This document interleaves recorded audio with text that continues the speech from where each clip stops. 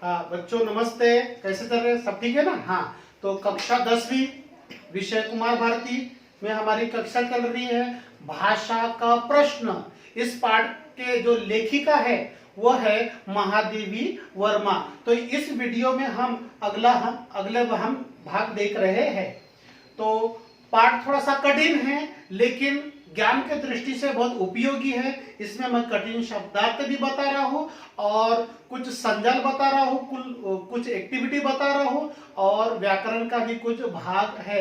परीक्षा में 4 अंकों पर पूछा जाता है, मैंने आपको थोड़ी देर में बताया। अगला परिचय देखेंगे। अतः यह कहना सत्य है कि वाणी आत्मानुभूति की मौलिक अभिव्यक्ति है।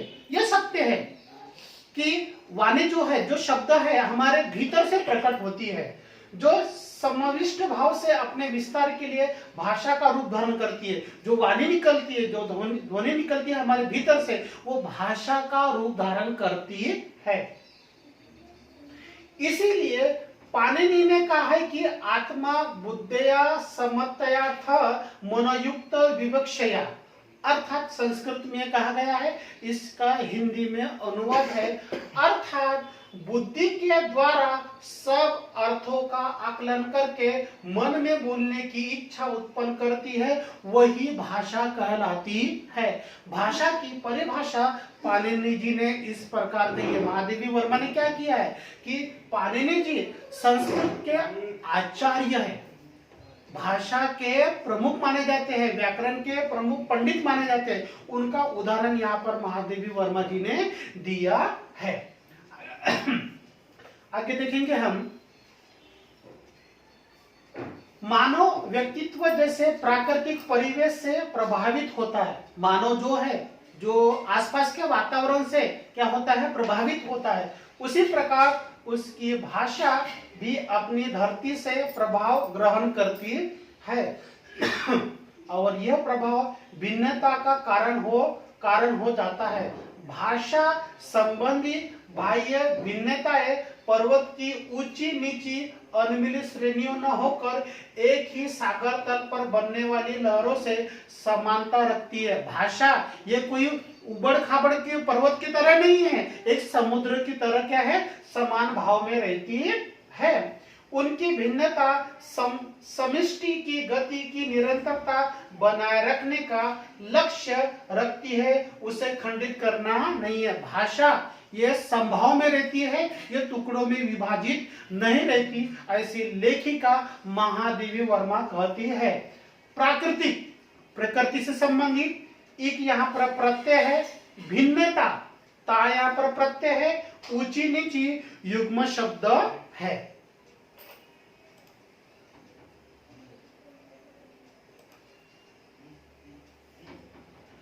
प्रत्येक भाषा ऐसी त्रिवेणी है जिसकी एक धारा व्यवहारिक जीवन के आदान प्रदान सहज करती है, दूसरी मानव की बुद्धि और हृदय की समृद्धि को अन्य मानवों के बुद्धि तथा हृदय के संप्रेषणशील बनाती है, और तीसरी अंतः सलीला के समान किसी भेदातीत स्थिति की संयोजिका है। भाषा 3 नदियों का संगम के समान है। त्रिवेणी है, 3 प्रकार का इसमें संगम है। पहला, एक व्यवहारिक जीवन को आदान प्रदान करती है, दूसरा मानव की बुद्धि हृदय की समृद्धि और मानवों के बुद्धि से संबंधित संप्रेषण का काम करती है, और तीसरा है अंतः सलीला, अंतः ने भीतर बहने वाला पानी, सलीले ने पानी होता, अंतः ने अंदर होता है। ये 3 प्रकार के संगम में भाषा का महत्व महादेवी वर्मा बता रही है। आगे देखेंगे बच्चों। हमारे विशाल देश भारत एक विशाल देश है, इसकी रूपात्मक विविधता उसकी सांस्कृतिक एकता की पूरक रही है, उसकी विरोधिनी नहीं है। इसी से विशेष जीवन पद्धति, चिंतन, रागात्मक दृष्टि, सौंदर्य बोध आदि के संबंध में तत्वगत एकता ने देश की व्यक्तित्व को इतने विघटन धर्मा विवर्तनों में भी संलिष्ट रखा है। यहाँ पर महादेवी वर्मा कहती है कि भारत एक विशाल देश है, भारत में विविधता है लेकिन इसमें एकता है।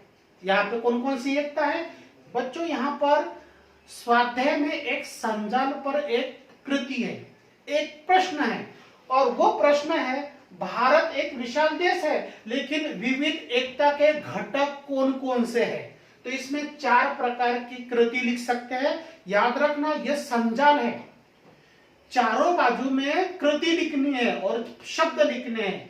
कौन कौन से शब्द लिखने? देखिए, पहला है सांस्कृतिक एकता, दूसरा है जीवन पद्धति चिंतन, तीसरा है रागात्मक दृष्टि और चौथा है सौंदर्य बोध। यहाँ पर प्रश्न कौन सा है कि भारत में विविधता है लेकिन एकता में बांधने वाले घटक कौन कौन से हैं? यह है एकता में बांधने वाले घटक। त्रिविध यानी 3 संगम, उसमें आदान प्रदान युग्म शब्द है, और विवर्तन यानी क्या होता है? घूमना होता है। संश्लिष्ट यानी क्या होता है? एक दूसरे से चिपके हुए है। आगे का हम वीडियो देखेंगे।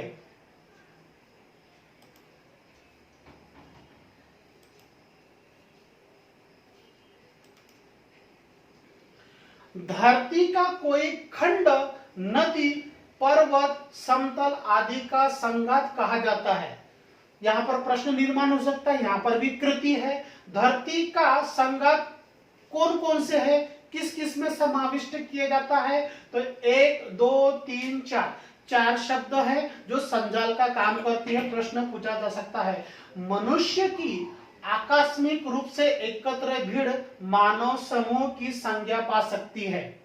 राष्ट्र की गरिमा पाने के लिए भूमिखंड विशेष की ही नहीं, एक सांस्कृतिक दायभाग के अधिकारी और प्रबुद्ध मानव समाज की भी आवश्यकता होती है, जो अपने अनुराग की दीप्ति से उस भूमिखंड के हर कण में क्या होता है? वास करती है। इस प्रकार उद्भासित कर दे वह एक चिर नवीन सौंदर्य में जीवित और लयवान हो सकती है। मैंने आपको बताया ये भाषण है महादेवी वर्मा जी का।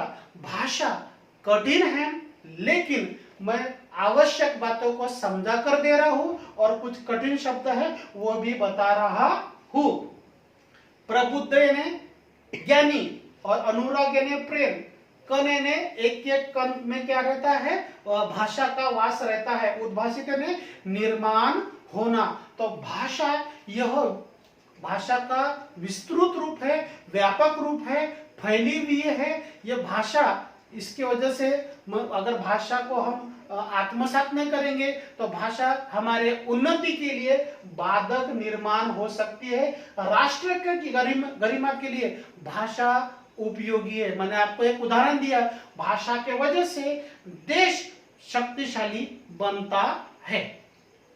यहां पर हम रुकते हैं, थोड़ी देर में हम अगले वीडियो के साथ में तैयार होंगे।